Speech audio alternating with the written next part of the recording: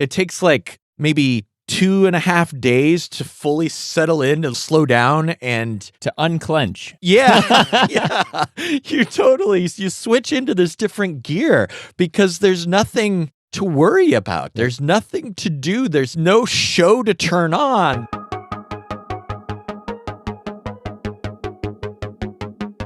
Well, hello, everyone, and welcome to the Bible Geeks podcast. This is episode 198. I'm Brian Sheely. I'm Ryan Joy. And thanks so much, everyone, for tuning in. 198. You know what's coming up. It's just like 2 episodes away, and I'm getting excited about it. But before we get into episode 200 or even 199, let's wrap up our Bible Geeks book club with a conversation about this book, Your Best Year Ever, a 5-step plan for achieving your most important goals by Michael Hyatt. Take a look, it's in a book, a reading rainbow, a reading rainbow, a reading rainbow. I mean, 2 episodes back to back where we get to use that theme music is a good day for me. So yeah.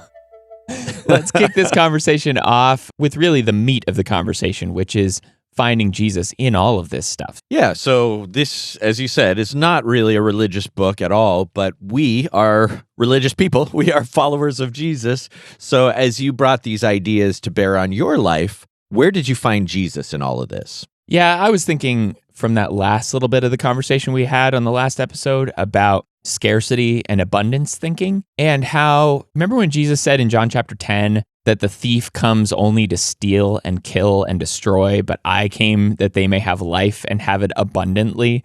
I think you alluded to the number of times throughout the Bible that we read about abundant life or abundant blessings in our life. And I know he's really talking about eternal life with him in the future, and that's the focus at some point. Like, we are headed toward a journey home that's not here on this earth, but I really do believe that we get to experience that abundance right now. And there's another verse that kind of comes to mind thinking about that in 1 Corinthians 14, where he says all things should be done decently and in order. And I'm totally pulling that out of context, obviously, but God is not the God of confusion or chaos. God is not the God who wants us to run around like chickens with our heads cut off, or feeling like we don't have enough, or feeling like we're just always chasing something. He wants us to live intentional lives. He wants us to make good decisions that align with our values, and he wants us to enjoy a peace that passes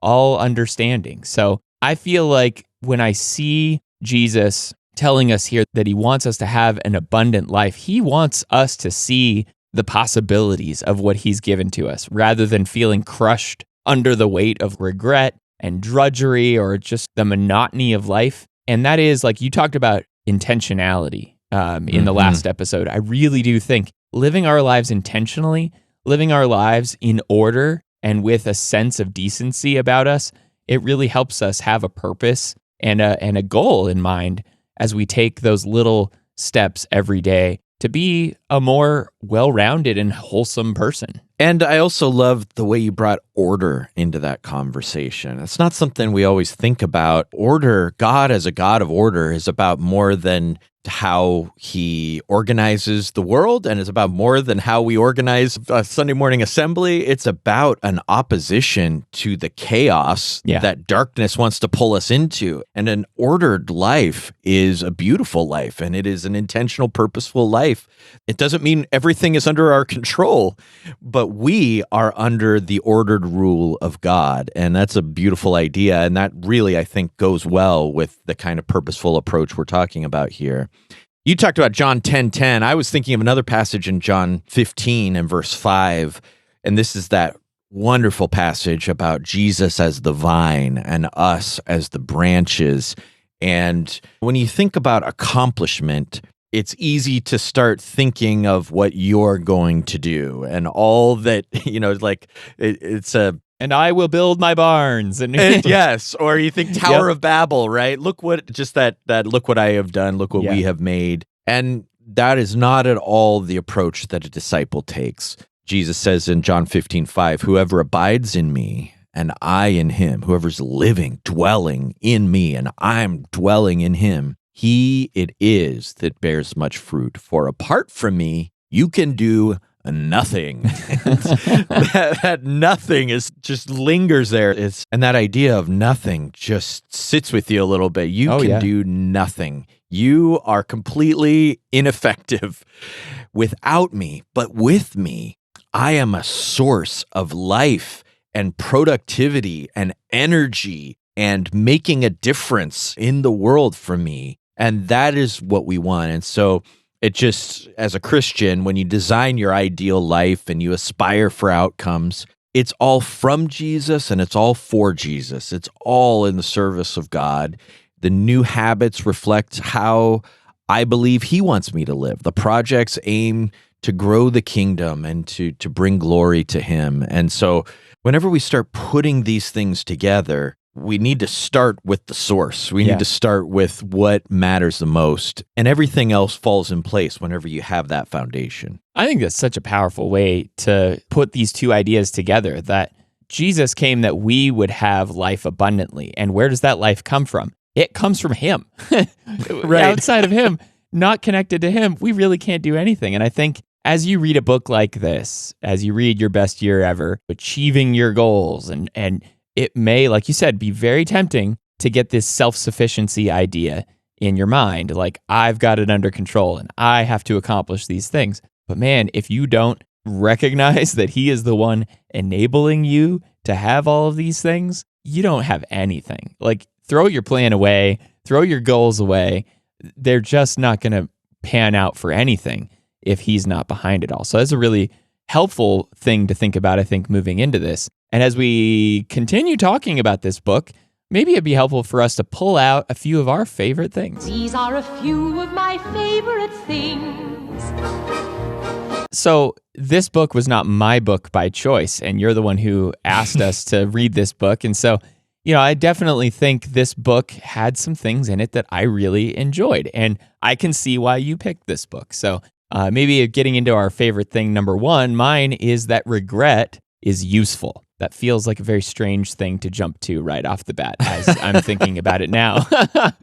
Man, regret is good. Regret is something that I can learn from. And not getting too heavy right off the bat here, but when I feel defined by those regrets, when I feel like those regrets are just something I'm carrying around every single day, that can be a terrible situation. But if I'm able to not feel defined by those regrets, if I'm able to know that there's a difference between I messed up and I am a mess up, those are two separate things. I messed up. I didn't do something the way that I knew I should have done it, but that doesn't define me as a big, giant failure. And just reframing things in my mind when I feel regret, it's a good opportunity for me to understand that I may very well have an opportunity to make a difference with those kinds of things. And he talks about that in this book, and I think you mentioned it on the last episode, how regret tends to mean that I'm thinking about some situation that I could have made the most progress in, or I could have done something important with that. And I feel like regret is something that I don't think enough about as I'm thinking about goal setting. And this book was helpful for me in just reframing the way that I look back on the things that I didn't do, the failures I've had in my marriage, the failures I've had as a parent, in my work, in my service to the church. There's all kinds of things I look back on. I'm like, man, I wish I could have done all those things better. But I get the opportunity today to make a difference in those things. So I appreciated that from this book for sure. I love it. And that's so on point with the message of the gospel. I try so hard as a preacher to get this across to people that you are not worthy, but you have tremendous worth to God. To get the gospel, you have to get sin and how bad it is and how bad you have screwed up and get real ownership over that. But then at the same time, you have to get grace, and you have to get what you're saying, that doesn't define you. God defines you. And here's how he looks at you. He gave his son to die for you, to take away that screw up, to take away that sin, to take away all of the things that we've done and make us whole again. And in the grace of Jesus, Christians have the ability to look very honestly at those failures and to own them and to find the strength to be honest about it and learn from it. So that's wonderful. I was thinking about something else that Jesus does in his work with us, there is this emphasis in the book on getting clarity. And I really appreciate that. Clarity can be hard won. It is not as easy as you might on the surface of it think it's going to be to get clear on what you are here to do, what you need to do, what this year should be about, what your marriage really needs, what's missing in your relationship with your daughter, But doing the work prayerfully and thoughtfully of reflecting on it makes a difference. And he brings up Jesus' recurring question of people, what do you want? Jesus asks people that a lot. Yeah. One example with the blind man in Mark 10:51, you think, well, what do you think he wants? He wants to be healed. We've brought this up before. Jesus knows what he wants. Yeah. Jesus knows what all of us need, but we need to know it. We need to ask for it. He says, if you seek, you'll find, but you can't seek until you decide what you want to pursue. Right. And so it takes cogent thinking and broad perspective and decisiveness for us to start pursuing the right things and for us to identify those things and ask God for them and roll our work, commit our work to the Lord, as we talked about from Proverbs last time. And then we commit. And commitment is this decision of our will to pursue it. And to pursue it in a way that is both yielding it to God, surrendering, hey, what I want is what you want, and I'm going to do this prayerfully and obediently, but then also with a certain kind of tenacity that we have set our will on trying to accomplish good things for him. Setting our will just reminds me of that. What did you say on the last episode? Goals are wishes that you aim for, right? Your song? Yeah. It's that idea, right? You're looking down the barrel through the sight and you've got something targeted that you're shooting for. And I think that idea of what is it that you want? What are you aiming for? And aim and vision and clarity, all of these things I think are super important. So I appreciate that idea as well. Second thing that I found here in the book that I really appreciated was that he talks about the journey being better with friends in chapter 12, and how he talks about how choosing those friends that we share our goals with carefully can be a powerful motivator to keep going. And for me, if I don't have those sort of relationships with other people, I could set intentions, I can set goals, I can have a theme for my year, whatever it is that I want to do. But if I don't have somebody there with me along for the ride, it really is a challenge for me to keep with that. And so he talks about here the importance of looping other people in, but not just anybody, and not throwing it out so that the entire world knows exactly what we're dealing with or what our goals or challenges are, but targeting that. And like you were talking about, aiming for something, like aiming for a specific person or some groups of people to loop them in. It's not always a good idea to let everybody know, but success really does require help, and lots of it, he talks about in the book. So I appreciated the iron sharpening iron reference here, and the verses about making no friendship with an angry man, really being clear on who it is that we let in and share with, but finding somebody to share with, finding somebody to be a thinking partner with is a huge thing. And I do appreciate that you and I can have this private one-on-one conversation, and that nobody else will hear some of these things we're talking about. Right. Yeah. You might want to think about that a little more carefully, but I'll still publish this episode, don't worry. Yeah, there's value in being somewhat selective about who you're going to entrust yourself and your commitments and your failures to. It's, you think of James 5 and confessing your sins to one another.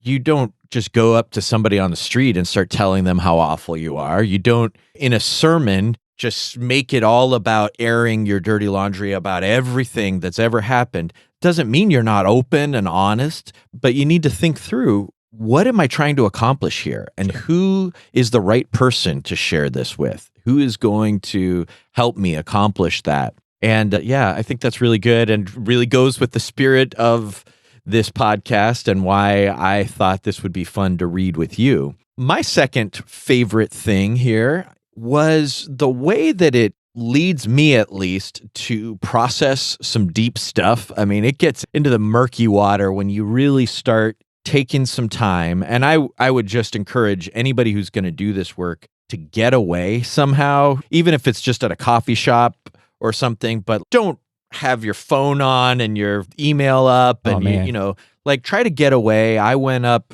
the other day to one of our favorite places, a place I've gone with you, Pokagon State Park, and went to the lodge and looked out on the beautiful snow-covered beach and the lake. And I worked for several hours on this, and I did some work in different places as well. But, you want to be able to slow down and pray a lot and think a lot and look back at old calendars and journal entries and, really think through questions. When you ask a question, it wants to be answered. And so you choose your questions and then you sit with them and you work through it. So it seems, like you said, like a businessy 5 steps to a better life. Here you go. There's so many trademarks and branded names and stuff in it. But once you move past that, I think it is really deep for sure. His first big bestseller was Platform, which is all about building your brand, basically. And he's got so many brand building things, but there is some thoughtfulness to how he designs this process to take you into emotions and issues and your cynicism, your resentment, your limiting beliefs. I always find it helpful, and Adrian and I really enjoy sharing with each other some of the questions about the past year. Like, what's the theme of the movie that you were in? What's the name of the movie? Oh, that was cool. And what is the genre of the movie? And then there's this trophy that you give yourself.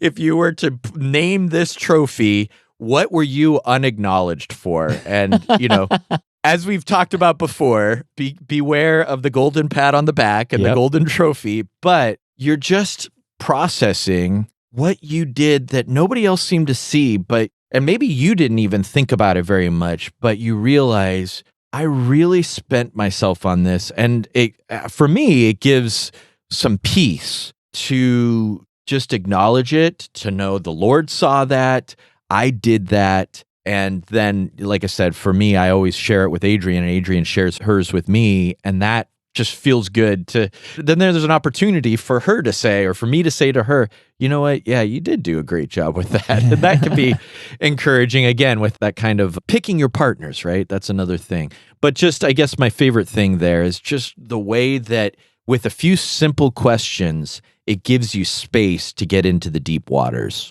This book actually pushed me a little bit to do some things that I've not been super comfortable with in the past. And from the perspective of emotions and just the inner heart kind of work, I'm not the kind of guy who likes to do the inner heart kind of work as often. I like to do the systems and the automation and like getting things done in my like physical world, but the sitting and thinking is a challenge for me. I'll just be honest. But one of the things that, as I talk about the trademarks and some of the branded things that he has in here, he does recommend taking this life score assessment, TM. It's just how he basically goes through all the different aspects of your life, and you rate effectively your progress on all these different aspects. And I didn't go take the test or anything like that. He does go through and list and describe to you like all the different aspects of your life and how important they are to make sure that you're giving your all to each of these things. And he talks about the idea of your being, your relating, and your doing. And so like your being focuses on your intelligence and your spirituality and your emotions and really the inner kinds of things that we do. Your relationships, he talks about how you are as a spouse, how you are as a parent, all of these kinds of relationships that you might have. And then he talks about your work being obviously your vocation or your hobbies or the finances that you have going on in your life. So all of these things paint a big, broad picture of the things we care about in our life. And as I was looking through that list, the emotional piece of it was really, it was very low on my totem pole. And I viewed a lot of these other things, like even spirituality, being very high on the list, but emotions were not really big on the list. So it did actually push me to go buy another book, which I haven't really gotten into, but a friend of mine recommended it to me. It's The Atlas of the Heart by Brené Brown. I have that checked out of the library right now. Oh, do you really? Yeah. Yeah, so, I do. Coffee table book, very much not like a read it cover to cover kind of book, but there's a lot of different emotions in there. I think she talks about 87 different emotions in there. Yeah. And I've really enjoyed going through that and looking at different aspects of my heart and things I think about and things that could just grab me and grip me, and just working through some of those things is a good, helpful reminder. And I appreciated that, I think, from his book for sure. Yeah, there's an app called Blinkist. I did a blink on that book, Atlas of the Heart, and one of the basic things that she starts with is whenever most people are asked about to describe their emotions and to list how many emotions they have, the average number is 3. Yep.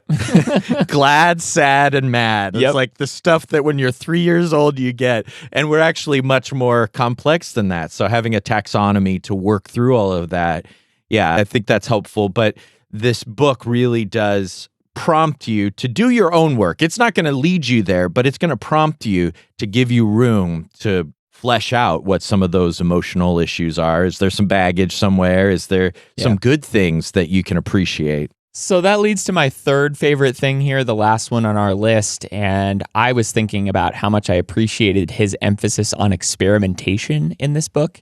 It's no surprise, and I think I just mentioned it, but sometimes I get so wrapped up in the strategies or the systems, and I forget that it's really not about those things. These things are just tools to help me get where I want to be. Like he talks about here in the book, he says, your goal might be sacred, but your strategy isn't. Don't give up on your goal, just change your approach. That means modifying your activation triggers, as he calls them, until they're working right for you. Sometimes all it takes is a small tweak. And I think that fits right in line with what we like to do on the Bible Geeks. It's like, what are the small changes that I can put in place tomorrow that are going to help me be closer to the goal I want to achieve? So I don't know. For me, I think that's been super helpful, is just thinking about, okay, maybe tomorrow I'll try this. Maybe the next day I'll try that.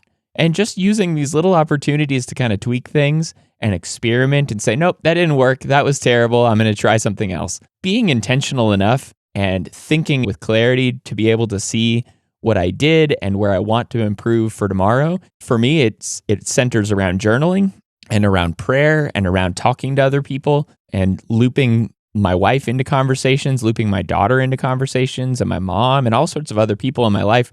Having these opportunities to just look back, even just the last couple of days or the last week, and say, is there something else today that I can do to make a difference where I didn't make that difference yesterday? And I like experimentation. I like trying new things. But man, I do get so married to a strategy sometimes. I love me a good strategy. We were talking the other night about that idea of whenever you start building something, sometimes you can get attached to what it's going to look like or how you're going to get there. And the more you can keep like a fierce intentionality towards where you want to get to, but a loosely held commitment to what it's going to look like, not attached to all of the pieces of it, just the direction you're going and getting some clarity there, that has helped me move things forward. A lot of times we were talking about how sometimes you have this vision for what a sermon is going to look like. Oh, yeah. And it ends up totally different than what you actually thought it was going to be. And you can't just call it a failure because it's different than the vision you were attached to.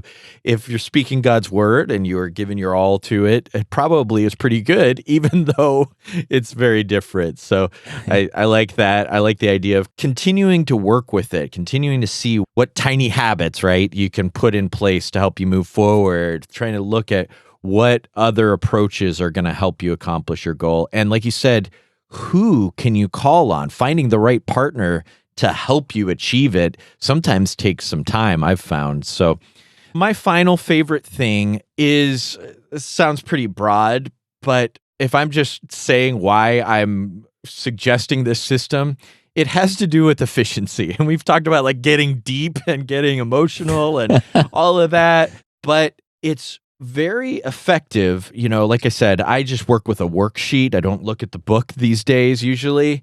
I just have the prompt, and in a few blocks of time, I'm able to get quickly deep into what I need to think about and then start working out where I've been and where I need to go. And these conversations, the process, it's one of those things that once you see it, it's obvious. And that's a mark of a pretty good design, you know? Yeah. Like, yeah, there's really no other way that you should do that. That's how that should go. Obviously, these are the 5 steps that you want. So that's one of my favorite things about it is just if it's just a good design and it moves you, I won't say quickly, but you're not spending a bunch of time on tangents that aren't important for the end goal. I feel like each step is essential to being where you need to be, complete with the past, a clear vision of the future, and a plan for how to get there. Pulling back the curtain ever so slightly, before we decided that this book was going to be our next book in the list, or maybe around the same time, Ryan, for my birthday,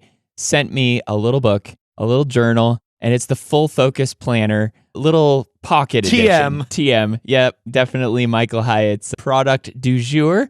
And I opened up the book and it hooked me big time. I just need to say that here because you're talking about the efficiency of the system and how much it makes sense and how quickly it is to like get into it and make a real difference very fast. That is my experience going through this and just sitting down and working through these limiting beliefs and dealing with the past and then setting reasonable goals and really just getting clear on why I'm doing all of this stuff in the first place and then getting out there and starting to do it. If the system is so hard that you can't remember it, then it really isn't an effective system, right? It's not really an effective set of process to follow. And I do think that this is a really clear, simple, easy to explain to other people kind of thing. Maybe not everybody's jam, and it's not something that honestly I'm going to do every day for the rest of my life going forward, but I think just having this opportunity at the turn of the year maybe as a starting place to get clear on things, it's been super helpful for me. So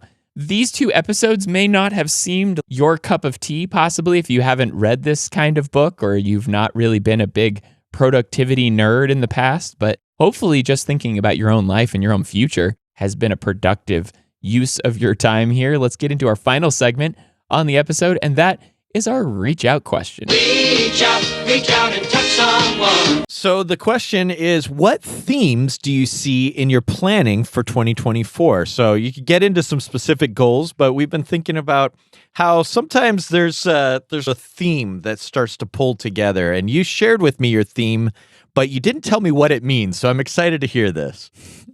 So we have waited until this moment. There's so many times where Ryan and I will be talking and we'll basically have to say, no, save it for the show. Save it for the podcast. And so this moment is the time where I get to pull back the curtain on my theme for 2024. And 2024 for me is the year of the shield. And so I've been thinking a lot about shields. And you could say this probably comes from our conversation in Ephesians about the shield of faith.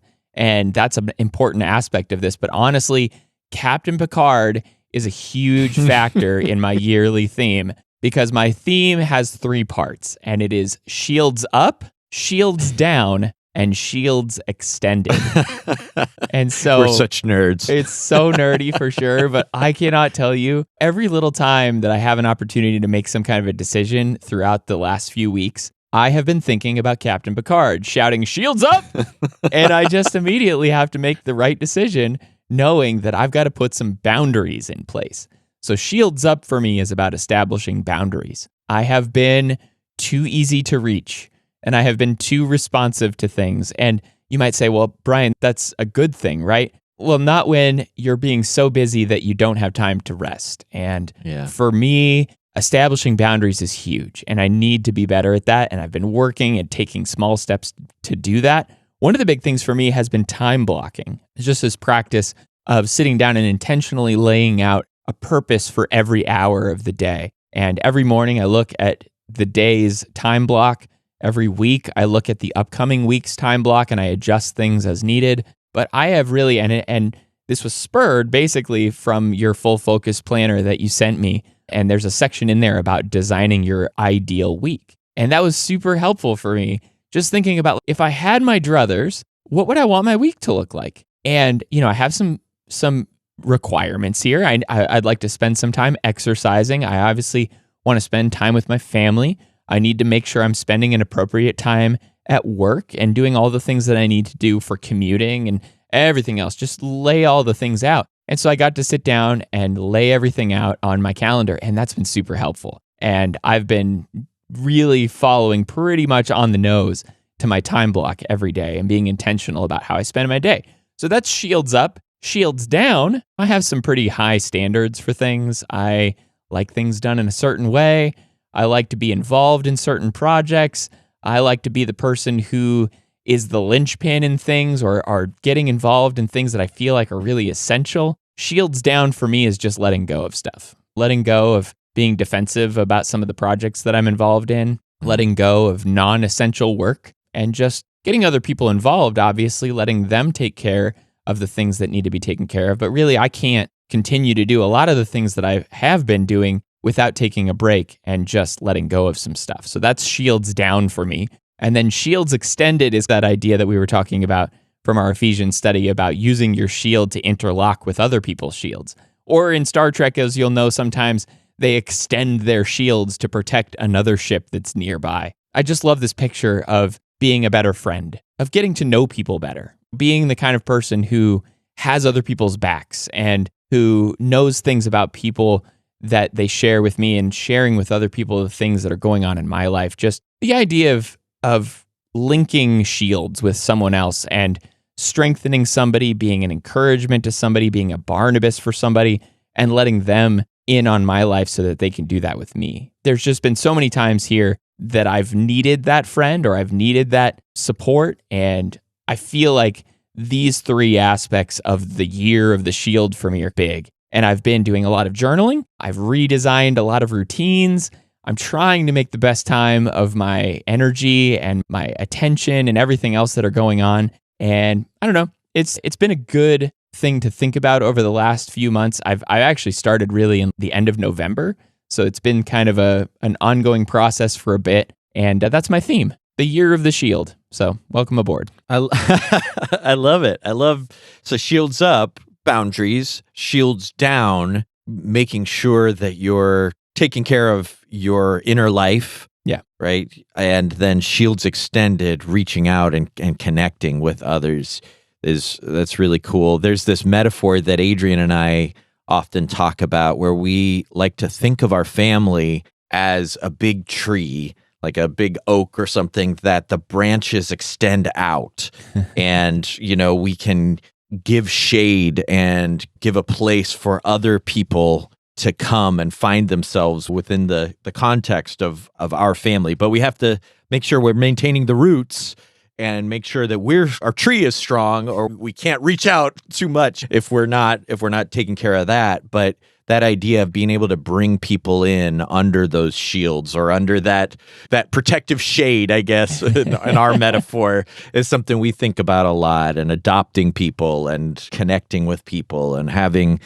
what we're doing be a blessing to others and extend outward. So that's really cool. As I look at this answer, I think here, as we wrap the 2-episode review of this book, I should confess that I am paused at step 3 here. Well, good. Until I get a chance to share steps 1 and 2 with Adrian, and we get a chance to catch up with each other. And so I've been exploring step 3 and my goals and my themes and vision for this year, but I'm not yet into some finalized goals yet. But some themes that have started to appear. One is definitely to go with what we were just talking about, is family and community and settling in. There's this phrase that we talk about in our family, which is cabin life. We want cabin life every day, which has a particular meaning to us. As you know, for all of Adrian's life, she has spent the first week of the year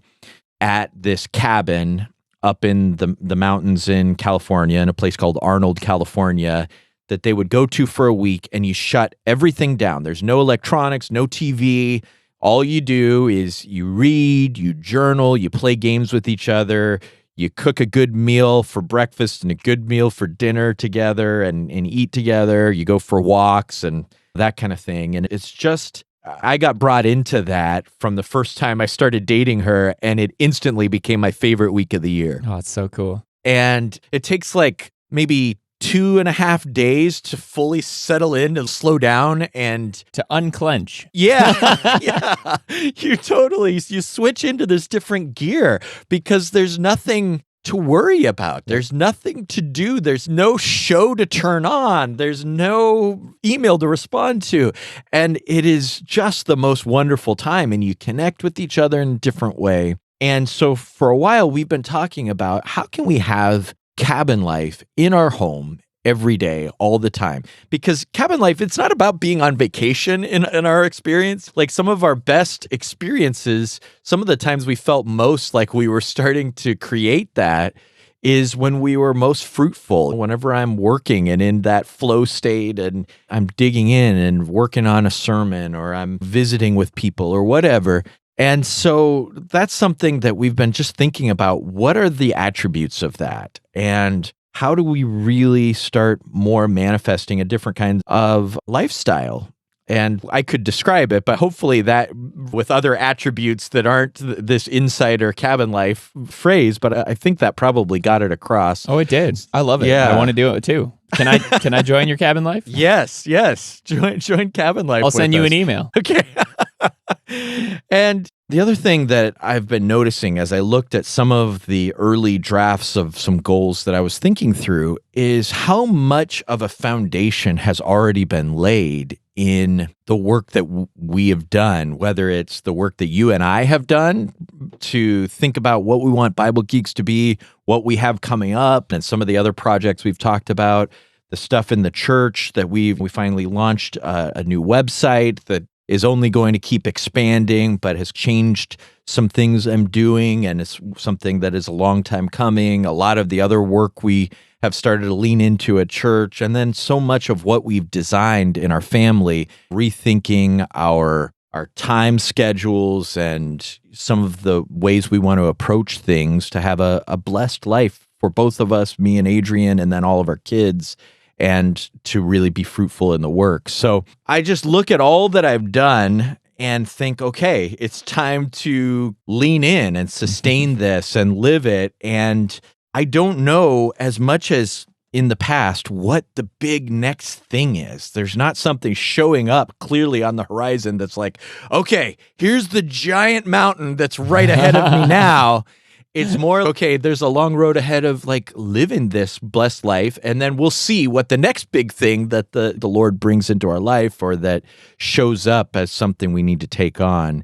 So it's just kind of leaning into what we've designed. I love the peek behind the curtain of your process and the things you're thinking about. And I think maybe the takeaway that is helpful for me in this is that this is a process, right? It's an ongoing, like, where do you want to be? What do you want your life to be like? Obviously, we want to be good servants of the King. We want to be fruitful in his work. We want to do all these things, but you can't do that by burning the candle at both ends. You can't do that by just continuing to push and never set those time blocks aside or these moments aside where you just breathe. And I think it sounds to me a lot like what you're talking about is just breathing and reconnecting and making sure that everything you're doing focuses on that goal of having enough and living within enough to be able to do everything God wants you to do without having too much stress over the control of everything. And it really could just consume your entire day and time to just Been there. Yeah. And to let go and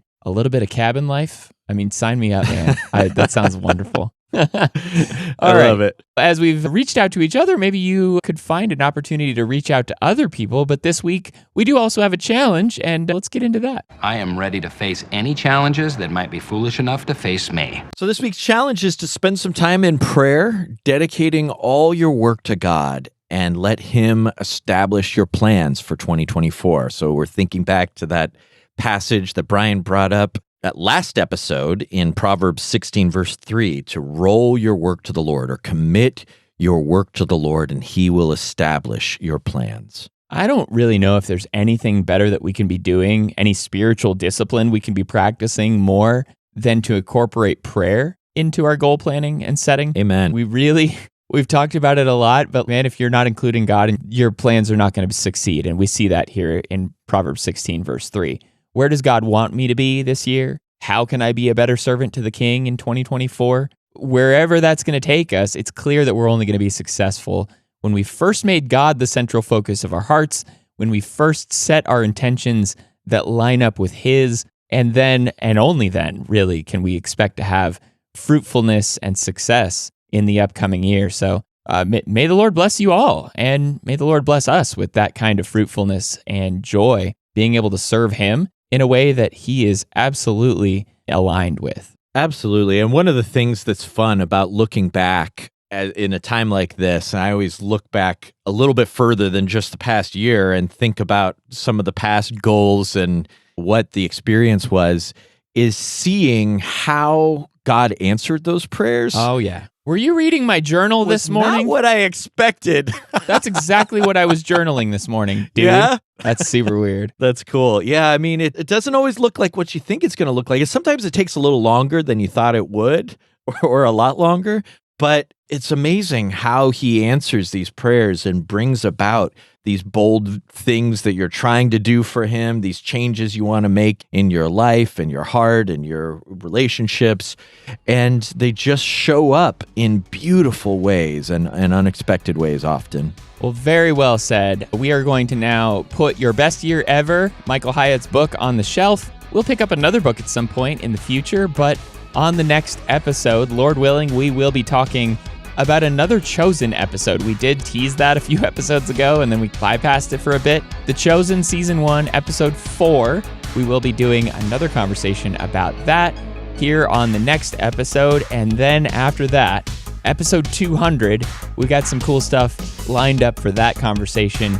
And then we're going to let you all know about some plans that we have moving forward with the show. Don't worry, we're not going anywhere, but we've got some really cool things on the horizon that we're excited to share with you. So until then, everyone, may the Lord bless you and keep you.